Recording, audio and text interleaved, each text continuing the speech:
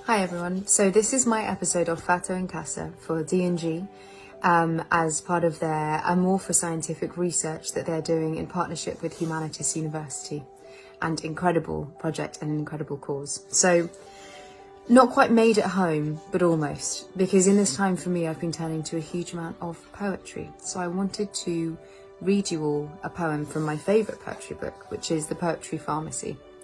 And in here it has conditions, and he's written a prescription for that condition, and then the medicine is the poem itself. So I'm going to read you the condition for romantic dilemmas, because if you're feeling isolated in this time, I think that love crops up, doesn't it? So this is for that.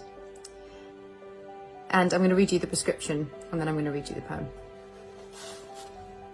When it comes to love, there's a fine line between bravery and recklessness. And once we've been through the pain of mistaking one for the other, it's easy to become overcautious. What we want is not necessarily what we would like to want, or what is wise. I'm sure we've all at one time or another felt that paralysis that comes when we try to talk ourselves out of following our hearts. This conflict between head and heart can feel as if we're being torn in two. And sometimes, in truth, we'd be best advised to shrug our shoulders and say to ourselves, it is what it is. There is something about this poem that is not just liberating, but also wonderfully forgiving. What it shows us with such directness and charm is that it doesn't matter which side of the line we fall on. Ultimately, love may be an impossible, foolish, or ludicrous endeavour. It may end up in pain or calamity, but we need not judge ourselves for taking that risk. Reckless though it may be, love commands us to follow it.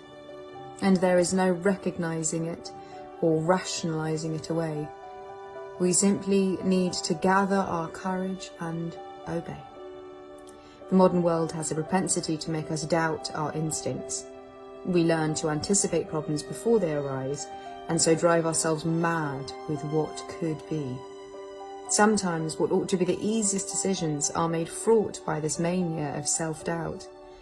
But trite though it may sound, it is also true that love conquers all.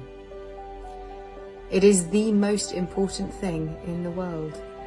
It will always lead us in the right direction in the end, because it leads us towards itself. After all, it simply is what it is. And so the poem, What It Is, by Eric Fried. It is madness, says reason. It is what it is, says love. It is unhappiness, says calculation. It is nothing but pain, says fear. It has no future, says insight. It is what it is, says love. It's ridiculous, says pride. It's foolish, says caution. It's impossible, says experience. It is what it is, says love. So that's it. My poem of love for Italy and for this wonderful project. So thanks, D&G. That is my Fatto and Casa.